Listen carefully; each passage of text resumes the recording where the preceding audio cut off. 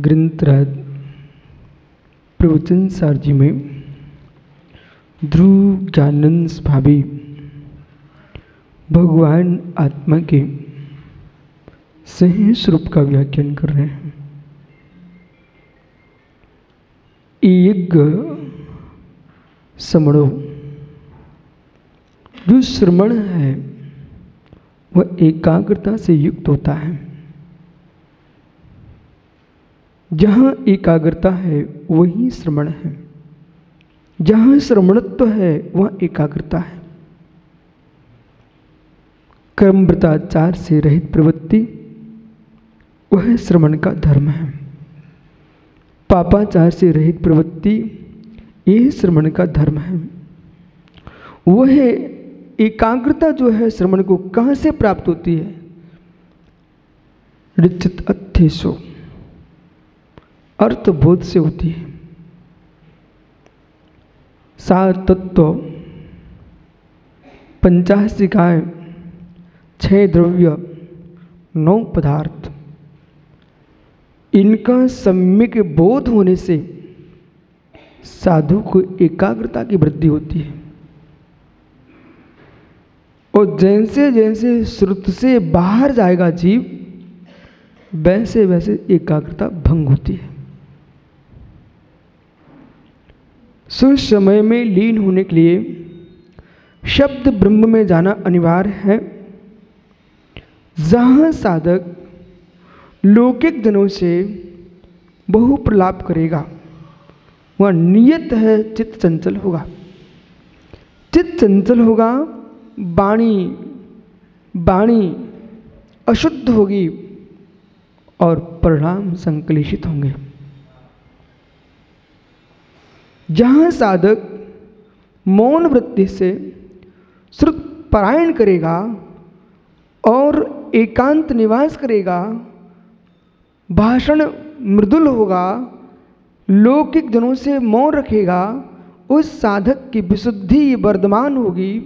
और विशुद्धि वर्धमान होने से कर्म की लड़ियाँ टूटेंगी और मुक्ति उसके हाथ में शीघ्र मिलेगी। जैसे एक कन्या सुंदर सुहावने चेहरे वाले को धनपति युवा के ही कंठ में वरमाला डालती है।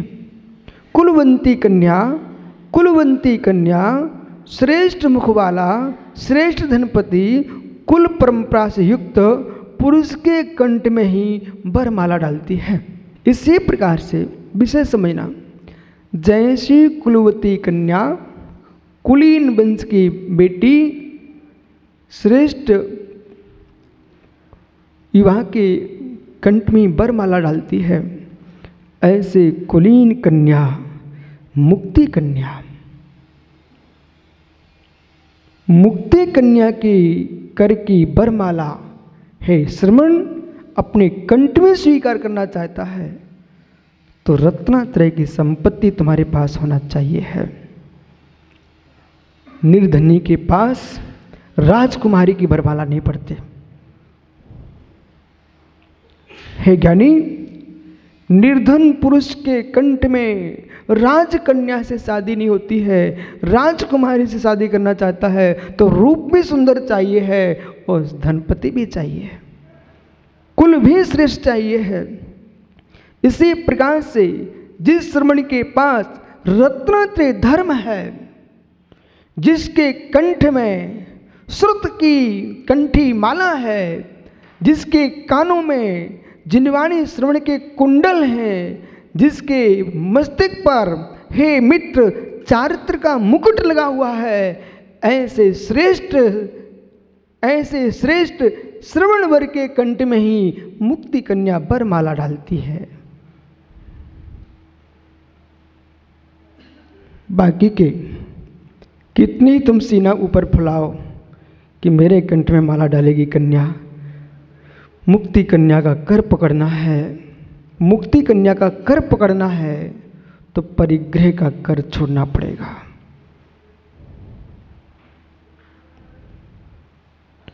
परिग्रही के कंठ में मुक्ति कन्या वरमाला नहीं डालती। इसलिए तत्वन्वेषी साधक जो है, तत्वानुवेशी साधक जो है, वही वस्तु तत्व का निर्णय कर पाएगा। इसलिए आचार्य भगवान कुंद कुंद जैसा योगी गाथा नंबर 232 में समझा रहे हैं, एयज्ञ मणो शमणो, श्रमण एकाग्र मन होता है, और एयज्ञ मृतस अत्यसो, एकाग्रता अर्थबोध से होती है, एकाग्रता अर्थबोध से होती है। ध्यान दो, एकाग्रता अर्थबोध से होती है। दीक्षा का काल लंबा नहीं है, 1 घंटे में पूरी दीक्षा होती है। दीक्षा स्वीकार का काल दीर्घ नहीं है, दीक्षा पालन का काल दीर्घ है। दीक्षा गुरु की बुद्धि से होती है, दीक्षा का पालन गुरु की बुद्धि से नहीं होता है, स्वयं की प्रज्ञा से होता है।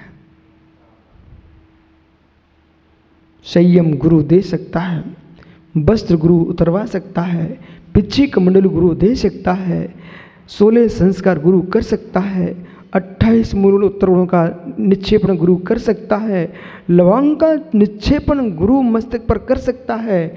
लेकिन हे मित्र, भावों की विशुद्धि का निक्षेपण आपको श्रुति से प्राप्त होगा। जिनको अपना विशुद्धि को जीवित रखना है, उनको अहर्निश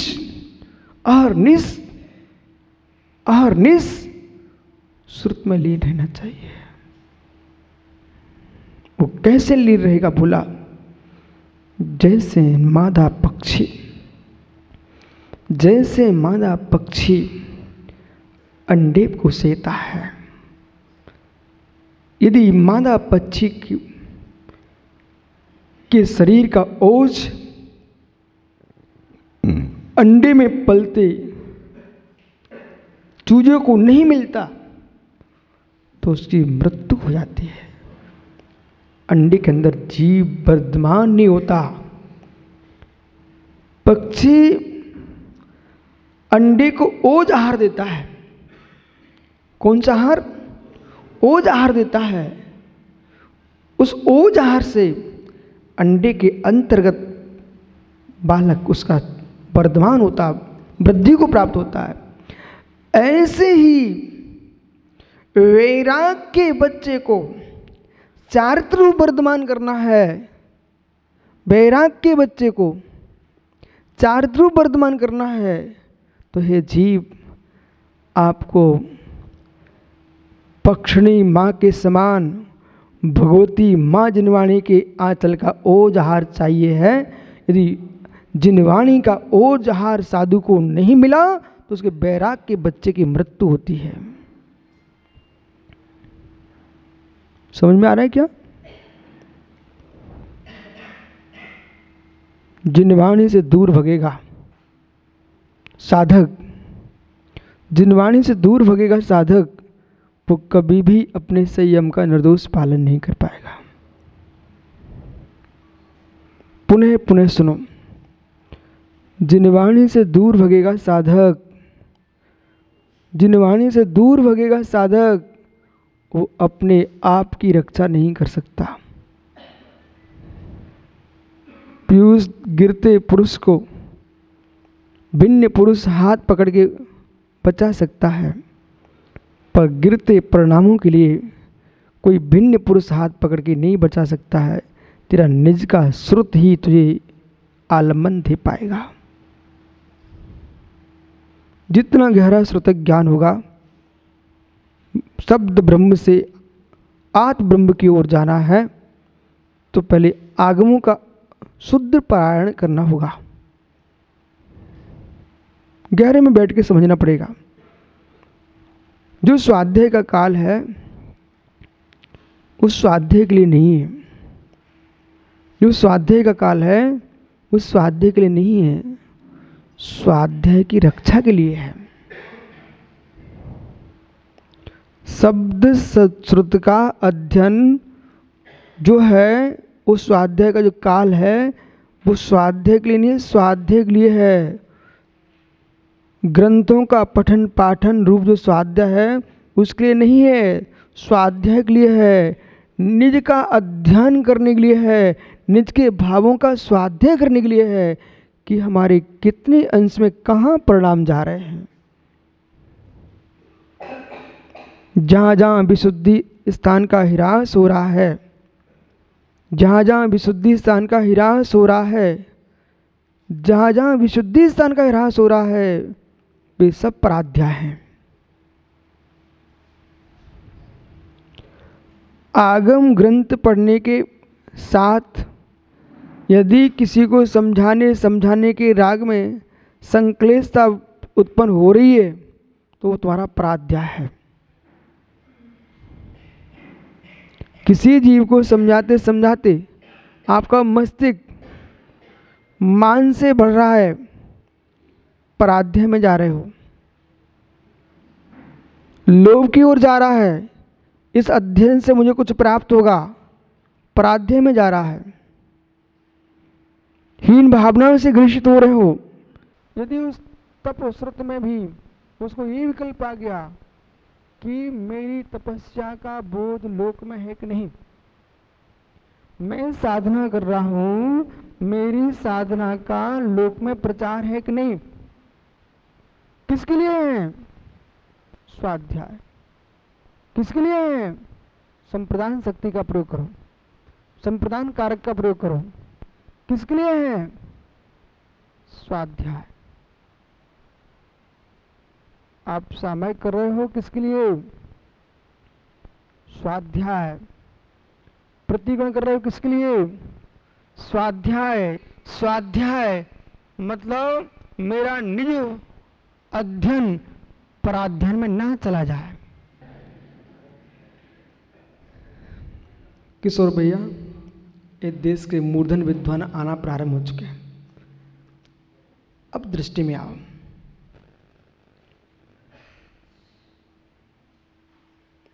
अशोक भैया, बहुत गंभीर विषय है।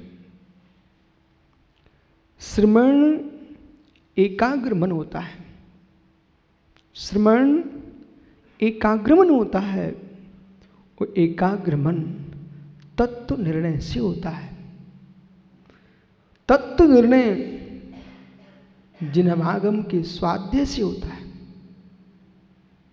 और जिसके चित्त में स्वाध्याय से वैराग्य है, जिसके चित्त में स्वाध्याय से वैराग्य है, उनको वैराग्य से भी वैराग्य है।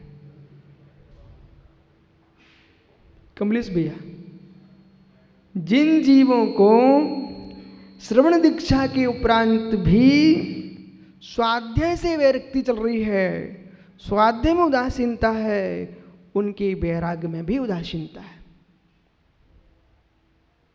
यदि कलयुग में पंचम काल में श्रवण अपने वैराग को जीवित रखना चाहता है तो उसको जिनवाणी से दूर नहीं होना चाहिए, गाय के बछड़े की भांति जीना चाहिए, गाय के बछड़े की भांति जीना चाहिए है। नवजात वत्स एक क्षण भी अपनी मां से दूर नहीं होता है। बिना रस्से के, बिना खूंटे के किसान गाय को तो रस्सी से पकड़ के आगे आगे दौड़ता है, बछड़े को कहीं रस्सी नहीं बांधे हुए है। नवजात वत्स के लिए कोई रस्सी नहीं बांधे हुए है, फिर भी वो पीछे पीछे चलता कि नहीं चलता है। अभिनंदन भैया, उसे मालूम है बछड़े को, मेरा शरीर मेरे प्राण तभी बचेंगे जिस मां के 4 थनों को पीऊंगा। बछड़े को बोध है मेरे प्राण तभी बचेंगे जब इन 4 थनों के अपनी मां के पीऊंगा। ऐसे ही हे श्रवण वत्स, हे श्रवण वत्स, तुझे बोध होना चाहिए तेरे चारित्र देह के और तेरे चारित्र देह के वैराग्य के प्राण तभी बचेंगे जब मां जिनवाणी की 4 थनों को तू पीता रहेगा। प्रथमान योग, करुणान योग, चरणान योग, द्रव्यान योग, ये 4 बागवानी भगवती माँ जिनवाणी के 4 थन हैं। इन 4 थनों में लगा रहेगा मुनि तो नियम से स्वस्थ रहेगा, उसका मोक्ष मार्ग प्रशस्त होगा। और जैसे बछड़ा दूध पी करके मस्त होता है तो रथ को भी खींचने लगता है, ऐसे जिनवाणी के आंचल का पान करके यह ज्ञान रथ को भी खींच ले जाएगा और चारित्र की संपत्ति को रख करके और एक दिन सिद्ध महल में पहुंच जाएगा। इसलिए आचार्य कुंद कुंद स्वामी 232 नंबर की गाथा में श्रमणों की ओर संकेत कर रहे हैं कि हे श्रमण, ज्ञान में उदास मत हो, ज्ञान में उदास मत हो, स्वाध्याय में उदास मत हो, विषय कसाय से उदास हो।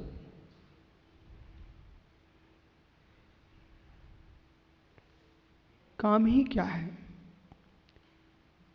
अशोक भैया? अवृत्ति को वृत्ति बनना चाहिए, अवृत्ति को वृत्ति बनना चाहिए। वृत्ति को क्या करना चाहिए? अवृत्ति को वृत्ति बनना चाहिए। पहला आदेश आगम का, अवृत्ति वृत्त मादा है, अवृत्ति वृत्त मादा है। समाधि शतक में समाधि तंत्र भगवत पूज्यपाद स्वामी कह रहे हैं अवृत्ति वृत्त मादा है। अवृत्ति को वृत्ति बनना चाहिए। प्रत्युष वृत्ति ज्ञान परायणा, वृत्ति ज्ञान परायणा, वृत्ति को ज्ञान में लीन हो जाना चाहिए। गुरु से दीक्षा पाते ही सतत आगम के स्वाध्याय में लीन होना चाहिए। अन्य मनः साधु नहीं होता, जिनवाणी मन साधु होता है। इसलिए आगम चक्कु साहू, इंदी चक्कु सब भूदाणी, देवा ओही चक्खु, सिद्धा पुण सबदो चक्खु। यानी देवों का नेत्र अवधि ज्ञान है, सामान्य जीवों का नेत्र इंद्रियां हैं, केवली और सिद्ध भगवान का नेत्र केवल्य ज्ञान है। परंतु साधुओं का नेत्र कोई है, ये आगम ज्ञान है। आगम तीजा नेत्र बखाना। मां सारा विश्व 2 आंखों से जीता है, लेकिन जैन मुनि इन आंखों से नहीं जीते हैं, आगम की आंख से जीते हैं।